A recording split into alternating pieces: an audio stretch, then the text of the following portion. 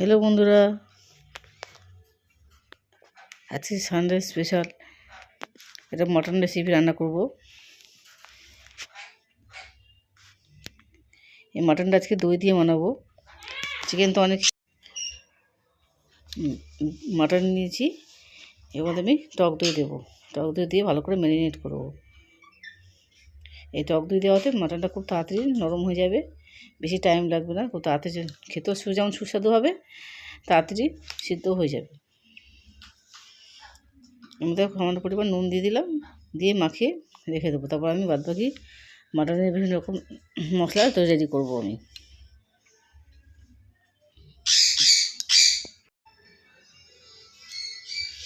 আধ ঘন্টার মতো ম্যারিনেট করে রেখে দেবেন, তো তার খুব ভালো হবে। এই মাটনটা রান্না করতে আমি পেঁয়াজ নেব। পেঁয়াজ দেখুন, বেশি পেঁয়াজ তো দেবো না, অল্প আদা রসুন এবং একটা পেঁপে দেবো। পেঁপে রান্না দিয়ে মাটনে দিন, তাড়াতাড়ি করে ভালো খেতেও যেমন স্বাদ হয়, তেমন গলে যাবে।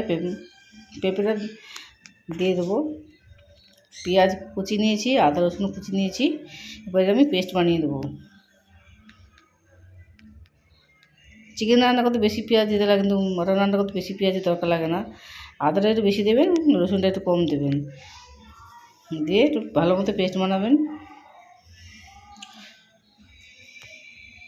ভালো মতো ফাইন পেস্টটা করে নেবো, যেন ঝোলটা খুব গ্রেভিটা খুব ভালো সুস্বাদু আসবে।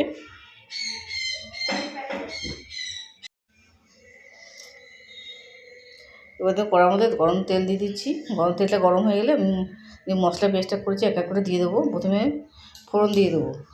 ফোড়নের জন্য গোটা জিরা দিয়েছি, গোটা জিরে তেজপাতা ফোড়ন দিয়ে দিলাম। বেশি ঝাল দেবো না, এই জন্য লঙ্কাটা দিলাম না। এবার আলুটা আমি ভেজে দিচ্ছি। আমি আলুটা পেঁপেটা একটু ভেজে নেবো, ভাজা ভাজা করে নেবো আগে। তো ভালো মতো লাল লাল করে ভেজে নিতে হবে।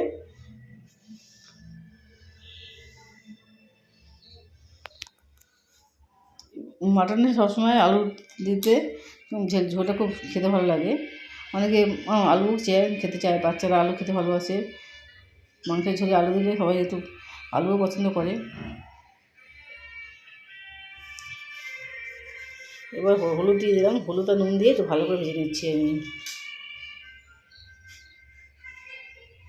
ভালো করে নিয়েছি, লাল লাল করে একটু ভেজে নেবেন। ওই তেলের মধ্যে দিয়ে আমি বাদবাকি মশলা দিয়ে রান্না করবো। আমি আগে দিয়ে আমি মাখিয়ে নিই। যারা আপনি আগে দিয়ে হলুদ নুন মাখিয়ে নিতে পারেন। লাল লাল করে ভাজলে খেতে স্বাদ হবে।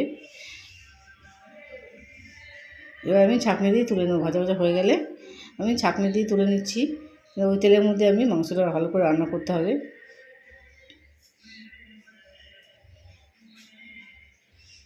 ভালো করে ছেঁকে নিয়ে তুলে নিচ্ছি। পরে লাস্টের দিকে আমি দেবো, এই আলুটাও লাস্টের দিকে দেবো। মাংসটা ভালো মতো তৈরি হয়ে গেলে লাস্টের দিকে দেবো। এই যে পেস্টটা করেছিলাম, আদা পেঁয়াজ রসুনের পেস্টটা যে করেছিলাম, এই পেস্টটা আমি এখন দিয়ে দিলাম। দিয়ে ভালো করে মশলাটাকে ভালো করে রেডি করতে হবে। পেঁয়াজ কিছুটা গন্ধ যাতে বেরিয়ে যায়, ভালো করে নাড়াচাড়া করে কষিয়ে নিতে হবে। তারপর এক এক করে আমি হলুদ লঙ্কাগুলো এক এক করে দিয়ে দেবো। হলুদ দিয়ে আবার কষাচ্ছি, কষাতে কষাতে ভালো করে যেন তেল ফেল বেরিয়ে ছেড়ে বেরিয়ে আসে, তখন দেখবেন খেয়াল করবে, দেখবেন তেল বেরিয়ে আসে, ভালো মতো কষানো হয়েছে কি না। তারপরে আমি মাটনটা দেবো। দেখুন মাত্র কিছু মশলাটা কিছু সুন্দর রেডি হয়ে গেছে আমার। এবার দই মাখাটা মটনটা আমি দিয়ে দিলাম। এই করতে তা বেশ টাইম চলে গেছে, আধ ঘন্টার মতো আমার হয়ে গেছে মশলা রেডি করতে করতে। ভালো মতো ম্যারিনেট ভালো মতো হয়ে গেছিলো। এবার ভালো করে কষানো পালা, মটনের সঙ্গে মশলাটা ভালো করে কষিয়ে মাখা করে ভালো করে কষানোর পালা। যাদের হাতে টাইম আছে তারা অনেকক্ষণ ধরে কষাতে কষাতে কিন্তু নরম হয়ে যাবে। কিন্তু আমি তাদের চটজলদি করবো, সেহেতু আমি প্রেশার কুকারে দিয়ে দেবো। যারা আপনি প্রেশার কুকারে খেতে পছন্দ করেন না, এইভাবে যদি অনেকক্ষণ ধরে বেশ খানিকক্ষণ ধরে কষি কষি রান্না করেন, তাহলে এমনি সিদ্ধ হয়ে যাবে। পরিমাণ মতো নুনটাও দিয়ে দিলাম।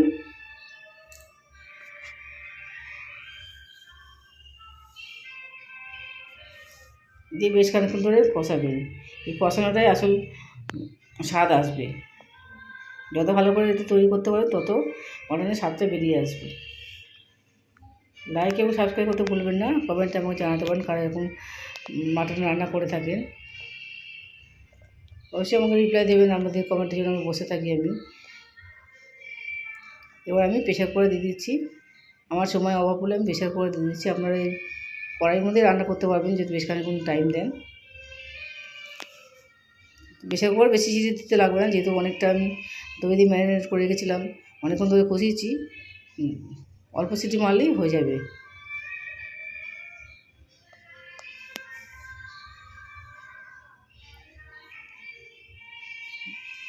এই সানডে হলেই আমাদের বাড়িতে এরকম চিকেন বা মাটন এরকম রেসিপি রান্না হয়ে থাকে। বাচ্চারা খেতে ভালোবাসে। গরম জল দিয়ে দেবো আমি, যে মশলা দেওয়া কড়াইটা ছিল, মশলাটা ভালো করে ধুয়ে দেবো। গায়ে যে মশলা রেখে থাকে সেই ভালো করে ধুয়ে মশলার গায়ে মশলাটা দিয়ে গরম জলটা ভালো করে ফুটতে দেবেন। ঠান্ডা জল কোনো সময় দেবেন না, ঠান্ডা জল দিলে ভালো শক্ত হয়ে যাবে। যেহেতু ঝোলটা উঠে ফুটে উঠবে, গরম গরম হয়ে উঠবে, বিষাদ উষ্ণ হয়ে উঠবে, তখনই আপনি দিতে পারবেন।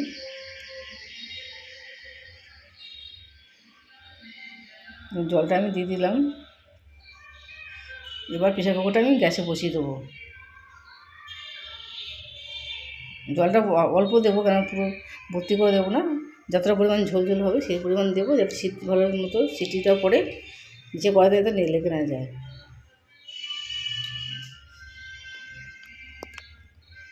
সিটিটা একটু ফাঁকা করে নেবো, হাওয়া বার করে নেবো।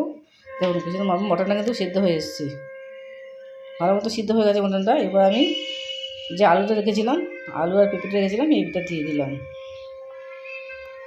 কারণ আলু তো এমনি ভেজে ভেজে নরম হয়ে গেছে, আলু একটা সিটি মারলেই হয়ে যাবে। গ্যাসে উনুনে বসাবেন, বসিয়ে একটা সিটির মতো করিয়ে সঙ্গে সঙ্গে নামিয়ে দেবেন। শেষে আমি গরম মশলাটা দেবো।